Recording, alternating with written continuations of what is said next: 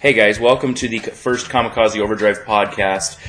It's for UFC 129. It's a post podcast. Just going to talk about my predictions, how they turned out, some of the things I saw from the event. It was the fan expo as well. Maybe mention a couple things there.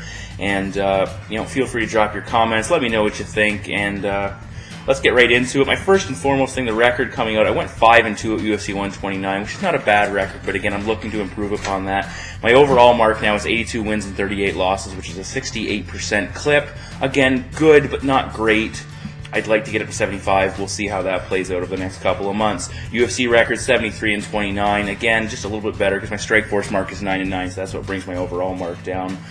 But, not a bad event. Definitely enjoyed the overall Toronto atmosphere. Huge. They pulled it off well. The feed, the picture on the pay-per-view was fantastic. I really enjoyed that. Sometimes you get feeds that aren't, right up to snuff. I really enjoyed what I saw. Look forward to it. The fights were great, and we're going to talk about them. I'm going to recap everything, break it down, and let's get into it. Quickly recapping the bonuses, fight of the night went to Jose Aldo and Mark Hominick. Absolutely great fight. I'm going to talk about that in my predictions. Submission of the night, Pablo Garza with his flying triangle. Again, I'll quickly touch upon that. And knockout of the night went to Lyoto Machida with the jumping front kick that he knocked out Randy Couture with. Again, huge knockout. I liked John Makdessi spinning back fist as well. I would not have mind seeing Dana maybe break that down or hand out two knockout of the nights because Machida definitely making a lot more dough than Makdessi, and Makdessi certainly could have used that cash had the opportunity popped up. Attendance for the overall show was 55,724, so obviously the biggest UFC event they put together to date, which, fantastic. I'm sure there's going to be stuff in the future, especially if they go to Dallas, that will outdo this event, but hey, it's a great start. It's a great, entry into Ontario. All right, jumping right into the prelims. This is the third show in a row I've gone undefeated with my preliminary picks, and I don't post them in my videos because it's just I don't do a ton of research. I do some very small research, but I have had a number of people who like to instant message me or send me a message on YouTube, and I send them my picks. I think it's 3 shows in a row now. I got every single prelim correct. A couple guys that can attest to that. I know I sent it out to Conman number 1 and Metallica 09 Tap Out. So those guys, if you're doubting that I actually went undefeated, those guys can drop a comment down, let them know I did send them picks and I did run the table. So just quickly in the prelims, we started off with Pablo Garza defeating Yves Jabouin by submission, jumping triangle choke in the first round. Jabouin, he's a tough guy. He was really using the leg kicks, taking out Garza, but Garza at 6'1" offers a lot of opportunities, or difficulties, for fighters in that weight class. Garza was very impressive way to kick it off, earned himself some extra cash. Up next, John Makdessi defeated Kyle Watson by spinning back fest. Looked good. Makdessi's an animal, and I'm looking forward to seeing what he can do as he begins to move up the ladder at 155, see what's on the horizon for him. Jason McDonald defeating Ryan Jensen by submission triangle choke. He was actually a betting underdog, just like Pablo Garza, quickly going back to him. Jason McDonald, very happy to see McDonald do well. Of course, he broke his leg in his last outing in the UFC.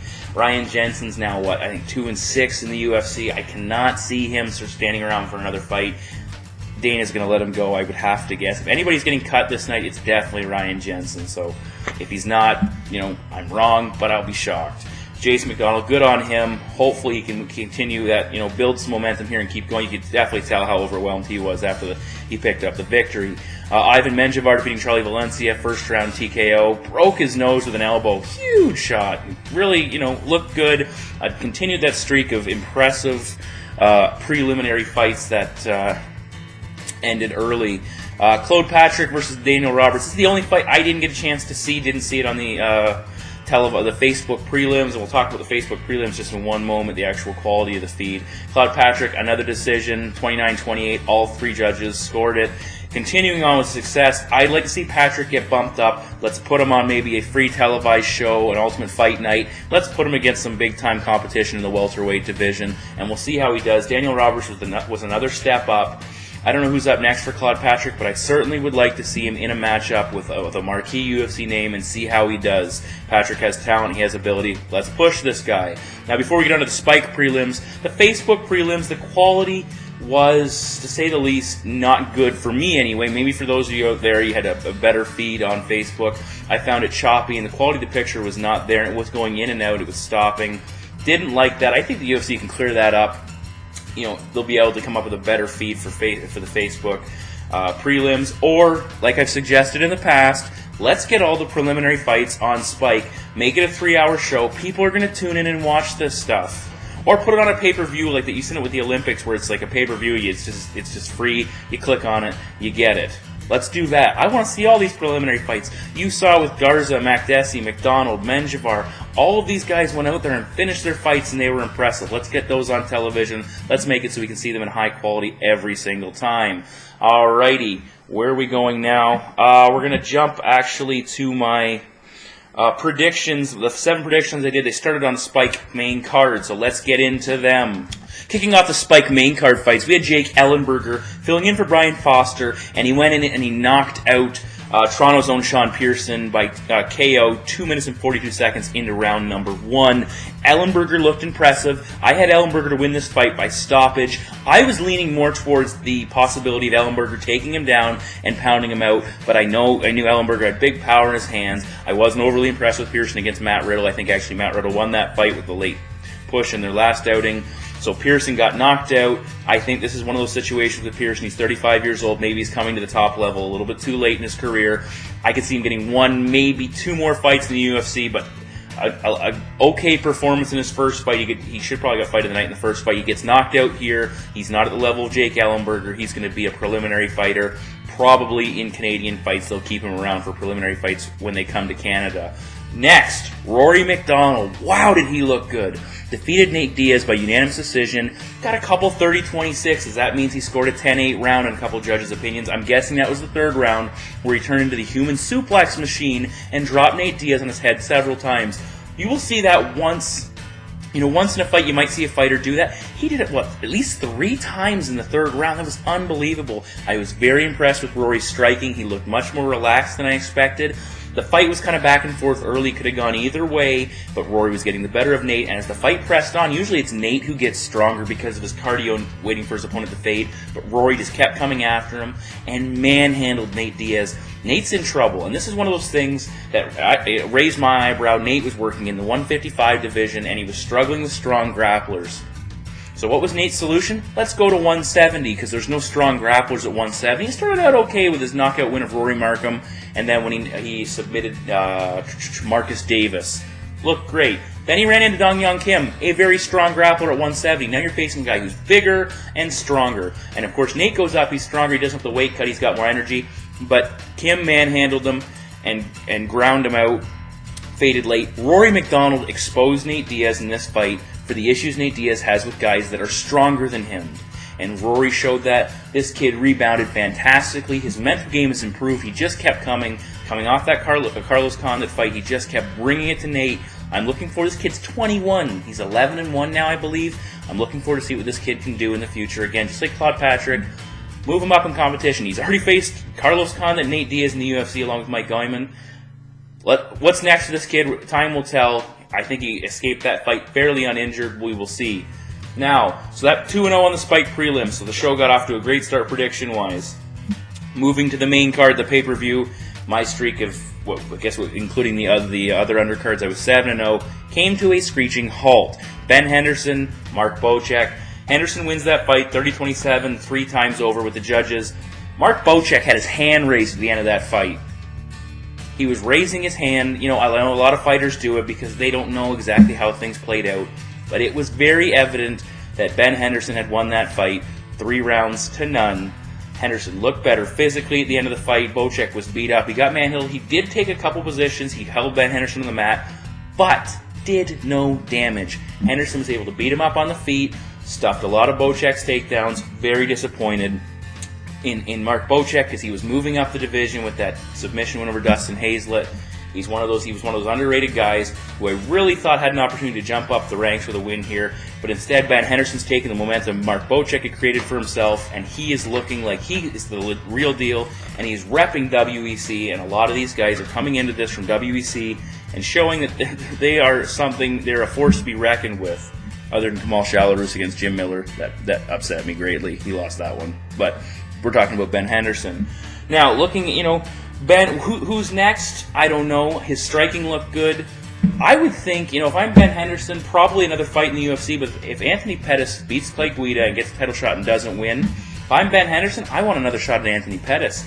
Let's see if we can get that fight set up. I think the UFC would be smart to make that should everything fall into place, but time will tell there. Obviously, Ben needs to test himself against some more UFC top-ranked divisional fighters. Maybe a Ben Henderson-Evan Dunham fight. If Evan Dunham gets through George Soteropoulos, could be a very interesting fight. A lot of ground fighting there and some stand-up. We'll see how that goes. Maybe Ben Henderson-Melvin Gillard, if Gillard gets through his next opponent. That would be a fight I would look forward to. Could be very, very interesting. For Mark Bocek, it's a slide back down the division. He's going to need to pile up a couple more wins and see where he is going. Moving on next, Vladimir Matyushenko versus Jason Brills. Vladimir Matyushenko, 20 seconds into round number 1, drops Jason Brills. Now, I actually had the opportunity to interview Vladimir Matyushenko for lowkick.com's Split Decision podcast pre-UFC 129, and Vladimir had talked about how he's working with Anthony Hardonk with his striking. It looked good. I actually had Vladimir Matyushenko to win that fight, so it really picked me up after Ben Henderson basically mopped the floor with Mark Bocek for 3 rounds, so got me to 3-1 overall. Vladimir Matyushenko looked good. Jason Brills just looked stunned. And you can't blame Jason Brills for coming out of that fight after getting knocked out and then saying, oh, it was an early stoppage, but he clearly went limp. He'll go back and look at the tape. He'll realize, no question about it. He was out, and the referee was protecting him from taking any further damage. Good on Vladimir. Everybody's talking about Vladimir versus Little Nog next. They've gone 1-1 in their 2 previous meetings. I think Little Nog actually has Rich Franklin down the road, so if he gets through that one, Vladimir could definitely, that fight could be set up very interesting. I would want to see that. So good on Vladdy. Jason Brills, not a full-time fighter. He's made it very clear he can't commit to fighting full-time. If he's going to continue, he's got a great record. If he's going to continue in the UFC at the top level, he needs to commit more. His striking looked, okay, not great. His takedowns are where he's at, but he needs to add more tools. I think this is the type of guy he's going to slide right back down. He has built some momentum despite losing to Nogueira. He's going to slide back down and go to the undercards if he continues to fight in the UFC. We'll see how that plays out. Now, let's jump to Lyoto Machida defeating Randy Couture. And I called this one on the button. I said Machida by TKO, or KO actually, sorry. He defeated Couture early in the first round, early in the second round with a jumping front kick a la Steven Seagal. I came across an article already this morning, Steven Seagal claiming he was yelling at Machida, use the kick. I don't know. I really don't know what to take with that before we actually get into the fight. We saw Steven Seagal with Anderson Silva. We heard it was such a publicity stunt to push Anderson with the American crowd. I'm hoping that Lyoto wises up and just drops this guy. No one cares about Steven Seagal. We're looking at Steven Seagal, and it's just like, what's with those glasses he wears? It looks like he's a carpenter, for God's sake. I'm not 100% sure what's going on with this situation. He wears these glasses that are they eyeglasses? Maybe they are. Maybe I'm wrong. I don't know, but it looks like he's afraid of getting wood chips in his eyes. I don't know. Either way, fight time. Lyoto Machida jumping front kick. We've seen it done twice now. I actually thought that was more impressive than Anderson Silva's. He got it right on there. He turned the foot just right and put it right on Randy's jaw and put him down. Kudos to Randy Couture. He opted to go out on the shield in his last couple of fights against James Toney, Mark Coleman, and Brandon Berry. He hadn't been fighting top-level competition. Here he took on a former champion, a guy who was easily a top 3 or 4 in the UFC's lightweight division, probably higher than that. And he went out on a shield. He looked good, but Randy did look old. He went into that fight looking a little bit, older than he has, not quite as the physical specimen. We've seen him in other fights.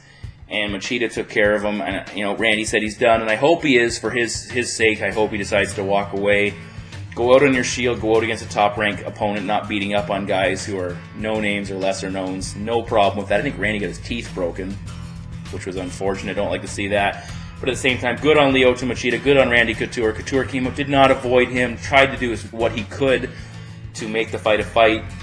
And he held in there as long as he could. Machida, far more aggressive in this fight than the Rampage fight, and I liked it very much. Now, going back to the Rampage fight, they didn't talk about it, but one thing that Machida had going on with his situation was a little bit, it appeared he had an abdominal hernia in the Rampage fight. He gets, about on his belly button. He kept pushing it back in, and for me, that's going to cause issues when you're attacking. It's something you're probably going to feel when you twist and you're moving about, and that may have impacted his ability to attack Rampage. He clearly had that fixed in this fight. You can see a little bit of a scar there, to touch upon that. And I think he was more aggressive. He stayed closer to Randy. He was, maybe he wasn't as concerned with Randy's striking. Either way, Machida looked good. Where I'd like to see Lyoto Machida go from here, I'm thinking a fight with the winner of Rampage Jackson and Matt Hamill possibly for a number one contendership to follow up, to see where we go from there. Or Machida take on, it's a tough situation. How long is John Bones Jones out? Machida wins this fight. Could he take on the winner of Rashad Evans, Phil Davis? If Phil Davis wins, absolutely. I'd like to see Phil Davis, Lyoto Machida. Potentially that fight would put Davis in line for a title shot if he beats Evans and then Machida. But if Rashad Evans has to fight Machida again for a number one contendership that Rashad's already been basically given, Evans might be a little bit hesitant. Either way, we'll see how that plays out. Again, good on Machida to get the win. Thank you, Randy, for the memories. Very much enjoyed watching you. And you went out on your shield on this night in front of 55,000 people. What a better way to, obviously you'd like to go out with a win, but you can't always have that storybook ending. Moving to the co-main event of the evening, Jose Aldo. So coming into the co-main event, I'm 4-1 prediction-wise with my actual video predictions. Jose Aldo taking on Mark Hominick. I took Mark Hominick to win that fight by TKO. I felt his striking would get the better of Aldo. Aldo is fast. Hominick was coming up short, and there's two things that I think were huge impactors in this fight that caused Mark Hominick issues. The first one was the speed of Jose Aldo. God, he's quick. He's using head movement, in and out attacking, and Hominick just seemed to use he wasn't getting off as quick, and Aldo was tagging him with those leg kicks, and it just seemed like Mark Hominick was a step behind. Secondly, the reach. Aldo came in with a 70-inch reach, Hominick 68.5, and it was very evident that Hominick's strikes were coming up short. He was throwing a lot of stuff, if Aldo wasn't avoiding it, that just weren't landing or weren't a threat of landing. But as the fight progressed, Aldo had issues with cutting weight, had a bad weight cut, and it was showing up. He was tiring, and I think I'm going to go out on a limb here and say I didn't predict this part. I actually said the opposite. I said I would be surprised if Jose Aldo or Mark Hominick was looking to take the fight to the mat. Aldo took him down on several occasions, and I think you can attribute that to the fact that Jose Aldo was tiring. He was not in. His endurance was failing him early. And let's put it this way. If Mark Hominick could have improved his takedown defense, could have stuffed those takedowns early, and forced Aldo to stand on his feet and exchange and expend energy, especially going for the takedowns, expend energy, especially if he couldn't get them, and then not lay on top of Hominick for as long as he did. The fifth round that we saw Hominick on top and in control, that could have showed up earlier, maybe late in the third round, maybe in the fourth round, and it's a whole different story, because if Hominick had another round, I would say Jose Aldo was in serious trouble. And now, of course, weight cut again, big issue. Aldo could rebound and smash through his next handful of opponents. I give all the credit in the world to Mark Hominick. He had the hematoma on his head. He fought through that. They could have stopped that. His eyes were badly busted up. The guy is a machine. He will be back. I'd say he needs to put together another win or two, but his takedown defense needs to be improved upon. He was taken down at will, and of course that has a lot to do with the fact that he's focusing on Aldo's striking, and because Aldo has a lot of tools, if Hominick stuffs takedowns, he will be back, he will do better. He said it himself, he needed to throw some more combinations. He needed to be a little more aggressive. I think he will the next time. I could see this fight happening again. Aldo will probably have another challenger or two between Jose Aldo and Mark Hominick too, but I think, and they got fighted, I'd like to see this fight happen a second time. I think a lot of other people would as well. Now, I got a little bit of criticism for taking Mark Hominick to defeat Jose Aldo. A couple things played into it. Hominick was clearly the best striker Aldo had faced leading up to this. A lot of the other guys, like Uriah Faber, didn't have the snappy jab that Hominick was able to land on several occasions, didn't have the luck. And Hominick, he took those leg kicks, and yes, they were hurting him, but he was walking through them, and he kept coming forward. I give him props for that. The other reason I took Hominick at 4.5 to 1 paying out a payout, that's definitely worth the cash. I did not think Aldo was a 4.5 to 1 favorite, and even though some people say he dominated that fight, that fifth round, another minute or two, I think Hominick could have very well pulled up the victory, or had he been able to pass the guard and start raining down more from a dominant position, different story. But I think Jose Aldo, we'll see next time how his weight cut goes, but he looked great, but at the same time, he didn't look invincible or unbeatable. Main event time, George St. Pierre, Jake Shields. George St. Pierre defeating Jake Shields. The judging scoring had a 50-45, which is a dominant 5-round performance for the champ. And then 2 48-47s, meaning two judges gave Jake Shields rounds. It's hard. I have to go back and look at it a second time. But the big thing for me was George St. Pierre with the eye injury. Comes out of the second round, and he says, I can't see out of, I think it was his left eye. I can't see it in my left eye.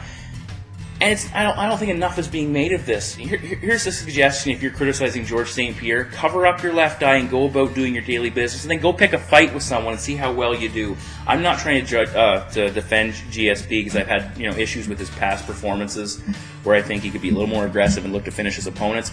But to say, here I am taking on Jake Shields, and oh, by the way, we're going to blindfold you WWE style. This is going to be only a one-eyed match for the champion to maybe level the playing field a little bit. I think George did a heck of a job surviving. You could tell he was rattled by the fact that I can't see it in my eye, as most of us would be. Now, Jake Shields, he is a master on the ground. His stand-up is something else. His stand-up, his striking looks... I don't know how to describe it. It's not good. He landed shots and he bloodied up George St. Pierre. Again, I attribute that to the fact that St. Pierre either A, couldn't see them coming from the side where his eye was injured, or secondly... depth perception is affected by the fact that his eye, he can't pick things up. So Jake's able to get in and land some shots, but he definitely bloodied him up some. Jake needs to go back, work on the boxing. He needs to loosen up a little bit. His kicks look stiff. He needs to get, work on snapping them off. Go find a K1 kickboxer and sit down with that guy and say, what do I need to do to become a better striker? Because, his grappling game is good. He needs to put himself in a situation where he's saying to his opponent, what do you want to deal with? My striking, which is solid, or my takedowns and my submission game. He's not right now. His opponents come in saying, I'm going to stand on the feet with you because I can knock you out, or I can get a victory as a result of my striking being better than yours. Jake Shields, I don't want to say he got exposed, but he showed that in a lot of his past fights, like you look at his 3 past fights, Martin Kampmann couldn't finish him. He couldn't finish Martin Kampmann. He couldn't finish Dan Henderson. And he couldn't finish Jason Miller. Here's an opponent that not only couldn't he finish, he couldn't get started against, basically. He wasn't able to get him down. He initiated a number of clinches and could not put George on the mat, where George put him down on several occasions. And yet the one time I especially noticed that George was able to control him right at the end of the round, but that's all he could do. No, didn't rain down any blows. Either way, GSP gets the W, moves on. I would expect in the next couple of days, Jake Shields is going to call for a rematch of some kind, or say that, as good as GSP was, I think I can beat that guy. I can hang with him. I don't know. What do we see next for Jake Shields? I'd like to see him get in the ranks of the UFC welterweight division and climb back up. There's Josh Koscheck, there's John Fitch, there's Thiago Alves. There's a lot of guys out there. Carlos Condit would be a great fight for Jake Shields, and I'd like to see how that turns out. Kind of earn that number 1 shot now. He came in from an outside organization, beat one mid-level welterweight in Martin Kampmann. Big fan of Martin Kampmann, but he's not in the top 5. And then got his title shot. Let's earn the next one. Let's go out and let's take out 2 or 3 of the guys in the UFC division that are looking, in the welterweight division, that are looking for a title shot. Let's earn it. GSP, what's left? Interesting scenarios. Everybody's talking about Anderson Silva and saying, do you really want to see Anderson GSP after that fight? Yeah, I still wouldn't mind it, simply because it's not the same fight as this. George looked at it and said, okay, I'm not going to take Jake down and give him an advantage. And then his striking, I can't strike, go back to the eye situation again. Against Anderson Silva, GSP will look for takedowns, look to beat him up on the mat. I still would like to see George St. Pierre, Anderson Silva, let George recover. But there are some interesting fights still at welterweight. Carlos Condit, he's trained with Greg Jackson before. We have to see how interested they are in actually hooking it up, what kind of relationship Condit and GSP have. Anthony Johnson's another guy floating around. He only looks so-so against Dan Hardy. He's fighting Nate Marquardt next. If he wins that fight, let's throw Anthony Johnson in there with John Fitch, another big name. He did lose to Josh Koscheck, but he looked okay in that fight, and I think he's improving. Let's throw Johnson in there. Let's see what he can do. Maybe he can earn himself a title fight. John Fitch, okay, always wanting a shot. He needs to get I'd say pick up another victory in his next fight when he recovers from an injury. Nick Diaz. He's the one that's floating out there. Can we get him over there? Can we get him over his boxing? At the Fan Expo, I sat and listened to Dana White talk. Dana said after UFC 129, he's flying up to see Nick. Going to talk to Nick, see what he can work out. Does that mean we have a title fight between George St. Pierre and Nick Diaz on the horizon? What can they do with the contracts with Showtime and Strikeforce? I would like to see it. I think Nick will push the pace, get in George's face, and say, fight me.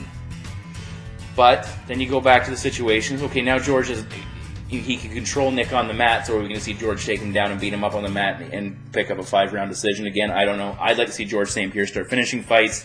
Either way, George picked up the win here in an underwhelming main event, but with a big asterisk, fighting with one eye for 2/3 of the fight. I'll give him credit for picking up the W, but I'd like to see him continue to push the pace. He's a great athlete, he's a great fighter, and we'll see where the future goes with this guy. So those were my picks. Again, I went 5-2 on my official Kamikaze Overdrive picks. If I really wanted to be cheap about it, I could say I went 10-2 with my 5 undercard picks. I don't count them towards my record. So 5-2. Hominick was a long shot. I liked what he had. I thought he showed a lot of heart, but it's a loss nonetheless. Mark Bocek disappointed me. He'll come back. Again, a loss. Ben Henderson looked great. So we'll continue rolling with that. Just some final thoughts. I went to the Fan Expo, as I said, on Friday. Sat and listened to Dana White. Gained a whole another level of respect for Dana White. What they had at the UFC, at the Fan Expo was Dana White was on stage and people lined up. The lineups were ridiculous on either side to get up to the microphone and talk and ask questions. But what people started doing was they started asking for stuff. And for those of you who weren't at the Fan Expo, you wouldn't have known this. And a lot of you have been scratching your heads after George St. Pierre won the fight, because who's this guy in the Team Canada jersey walking into the cage and strapping the belt on GSP? That was a fan who asked Dana White if he could do that. He lined up. He had a question for Dana. I don't remember what the question was. And he said, you know what, Dana, my request is, can I put the belt on George St. Pierre if he wins at UFC 129? And Dana hummed and hawed, said, you know what, you got it, absolutely. Other guys asked for tickets. He didn't have any tickets for 129 left, but I believe he handed out tickets for UFC Rio. He handed out tickets for UFC 130. He gave guys press credentials, let them into the post-fight press conference. He just did a number of things. Just, here, take this. Somebody wanted gloves. He got gloves. It was impressive. Dana White doing what he needs to do to make the fans happy. Great guy, just taking pictures. I'm the boss, and let's make this happen. I really enjoyed what I saw out of Dana White. Miguel Torres, I saw a lot of fighters. I didn't get in any lineups for the fight to talk to fighters or to get an autograph. I floated around, took a lot of pictures. And one guy I ran into was Miguel Torres. Got a picture with him. It was with my mother-in-law, actually, Miguel Torres.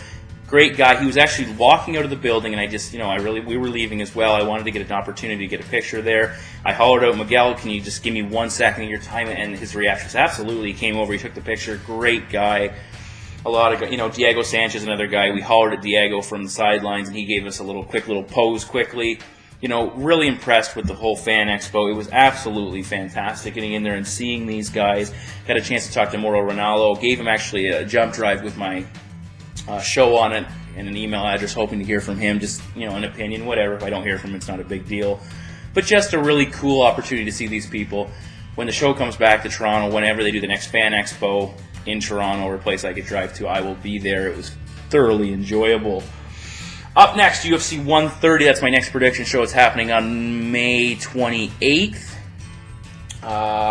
Main event is Frankie Edgar Maynard for the lightweight championship. The third time they're meeting, coming off their draw. We've got Quentin Rampage Jackson versus Matt Hamill, Frank Mir versus Roy Nelson, Travis Brown versus Stefan Struve, Brian Stan versus Jorge Santiago on the main card. Spike preliminaries, Thiago Alves versus Rick Story, and Miguel Torres versus Demetrius Johnson. Very good-looking set of fights. The preliminary card also looks good as well. I'm really looking forward to this event. It should be fun. I'll give my predictions for probably the 7 fights. Again, had a lot of fun. I have a lot of fun looking forward to UFC 130. What else? One comment. I was actually quite excited looking at this the Facebook prelims. They showed Stephan Bonner, Kenny Florian, and with the poor quality feed, I couldn't pick up who the third person was. It was kind of like a broadcast desk away from Joe and Goldie, and I saw that and I went, great. This is a great opportunity for the UFC to diversify, give us someone else to listen to, break some stuff down. I love Goldie, I love Joe Rogan, I like what they bring. I watched them at the Fan Expo too. Great pair of guys, great announcers. But at the same time, let's diversify a little bit. Let's go out and see what the other guys have to say. And we had Kenny Florian and Stephan Bonner, who've worked for the WEC in the role of commentating. I liked what I saw, but I wanted to see more of it. Let's go between fights. Let Goldie and Joe talk about, do the play-by-play, give their 2 cents. And between fights, let's go over and talk to these guys at the broadcast desk. Hopefully this will become more of a common a staple in the UFC shows. We will see. And on that note, it's time to get out of here. So thank you for listening to my first ever podcast, post-UFC 129. So Kamikaze Overdrive podcast. Please check me out here on my YouTube channel. I'll probably be posting this on lowkick.com, another great website. Split Decision is the podcast I'm doing right now with lowkick.com. Please check that out as well, and I'm out of here.